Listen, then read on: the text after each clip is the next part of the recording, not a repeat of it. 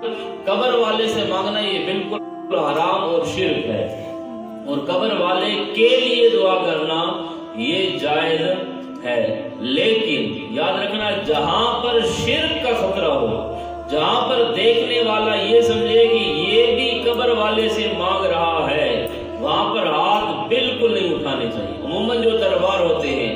مزار ہوتے ہیں، وہاں پر لوگ قبر والوں سے مانگتے ہیں یا ان کی کیا سفارشوں سے، وسیلوں سے